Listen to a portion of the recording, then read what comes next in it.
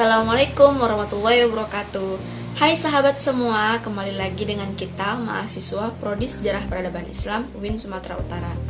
Seperti yang sebelumnya dibahas mengenai topik-topik sebelumnya tentang metode penelitian sejarah, di kesempatan kali ini kami kelompok 6 yang beranggotakan saya sendiri sebagai moderator Dika Rahmayanti Utami, serta rekan-rekan saya yang lain Siti Maryam, Fitri Khairiyah, Rezaldi Deriskan, dan Muhammad Zuhri Wandapur. Oke, baiklah, tidak perlu lagi kita untuk mengulur-ngulur waktu. Kita sambut saja pemateri yang cantik dan ganteng-ganteng kita sebagai berikut. Halo. Langsung saja, di sini saya akan menjelaskan mengenai bab 1 pendahuluan yang terdiri dari latar belakang masalah, rumusan masalah, tujuan penelitian, dan yang terakhir manfaat penelitian. Nah, di sini saya akan mengajak teman-teman untuk lebih dekat mengenal sistematika penulisan laporan penelitian. Mohon disimak baik-baik videonya. Latar belakang masalah.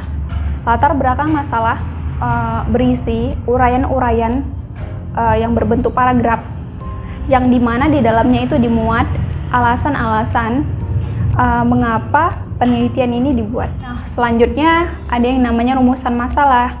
Rumusan masalah ini adalah pertanyaan-pertanyaan mengenai suatu hal atau kejadian yang berbentuk kalimat tanya, yang sederhana, singkat, padat, dan juga jelas. Selanjutnya itu tujuan penelitian.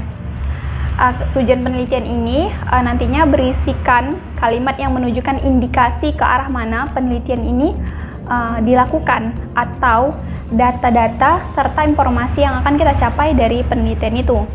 Sementara para ahli membedakan tujuan dari penelitian itu menjadi 3. Nah, yang pertama itu ada namanya eksploratif, yang bertujuan untuk menemukan suatu pengetahuan baru yang belum pernah ada. Nah, selanjutnya ada namanya verifikatif, yang bertujuan untuk mengkaji ulang suatu teori yang sudah ada, sehingga ditemukan suatu hasil penelitian yang dapat menggugurkan atau menguatkan dari teori yang sudah ada. Nah, yang terakhir itu ada namanya development atau pengembangan, yang dimana bertujuan untuk mengembangkan suatu penelitian yang sudah ada. Nah, yang terakhir dari bab 1 ini adalah manfaat penelitian, yang dimana berisikan manfaat yang dihasilkan dari dilaksanakannya penelitian itu. Tinggal kita pikirkan saja kira-kira manfaat apa yang akan kita peroleh dari terlaksananya penelitian tersebut. Nah, saya rasa sekian. Saya ucapkan terima kasih. Akan dilanjutkan oleh teman saya. Bab 2 menjelaskan tentang kajian teori dan tinjauan pustaka. Kajian teori merupakan bagian terpenting yang mengungkapkan teori-teori serta hasil-hasil penelitian terdahulu yang pernah dilakukan pada topik yang sama atau serupa. Dalam sebuah laporan penelitian seperti tesis, biasanya disusun suatu kerangka teori berdasarkan hasil analisis atau tujuan pustaka yang telah dilakukan.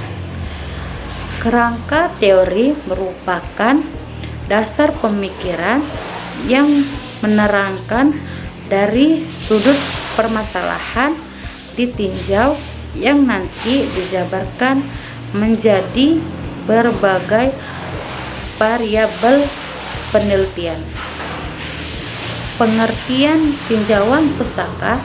Tinjauan pustaka atau tinjauan literatur adalah ringkasan komprehensif dari penelitian sebelum tentang suatu topik.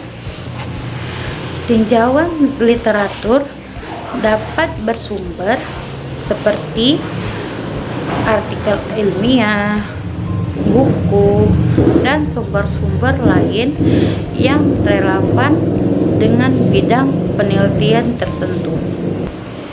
Tinjauan pustaka harus menyebutkan, menjelaskan, merangkum, mengevaluasi secara objektif, dan memperjelas penelitian sebelumnya. Tujuan tinjauan pustaka atau kajian pustaka menemukan data atau informasi ilmiah sehingga secara induktif dapat dihasilkan dan digambarkan kerangka rasional, teori, dan konsep, lalu dirumuskan penelitian secara terperinci atau khusus. Ada beberapa perumusan masalah. Penelitian dibatasi oleh beberapa hal, yaitu 1. Situasi masalah, 2. Keterbatasan waktu, 3. Biaya yang tersedia untuk penelitian, 4. Kerjasama dengan mitra, 5. Ketersediaan subjek penelitian, 6. Ketersediaan alat, 7. Alat penelitian. Tunggu, jangan di skip. Masih ada loh 2 pemateri gantengnya. Makanya tonton sampai habis dan jangan lupa di subscribe. Oke, let's go. Baik teman-teman, nama saya Rizky Rizkan. Saya akan menjelaskan bagian tentang metode penelitian yang saya berfokus kepada prosedur penelitian. Seperti kita ketahui bahwa prosedur penelitian ini sebenarnya ada 3 macam, tetapi saya akan berfokus kepada 2 macam, yaitu metode penelitian kualitatif dan kuantitatif. Baik, saya akan menjelaskan tentang kuantitatif. Jadi prosedur dalam penggunaan data kuantitatif ini merupakan langkah pertama adalah konseptual. Tahap konseptual ini merupakan identifikasi masalah, terus identifikasi masalah, daftar pustaka, kajian teori, dan hipotesis sementara yang akan yang timbul. Terus yang kedua ada perencanaan dan rancangan. Jadi di sini kita mengidentifikasi populasi yang akan kita pakai dan variabel yang pendukungnya. Yang ketiga ada instrumen pengumpulan data.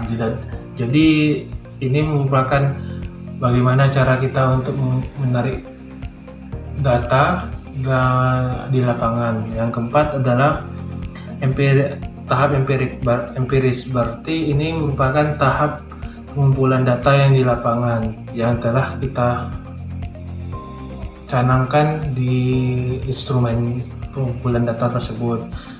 Terus yang kelima ada analitik. Jadi di sini data-data yang telah kita ambil di lapangan akan kita analisis dan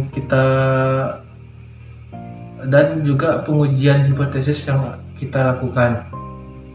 Dan yang terakhir ada 6. Yang ke-6 tahap desimilasi merupakan penarikan kesimpulan dari penelitian kita tersebut dan hasil penelitian tersebut melalui hipotesa yang kita canangkan.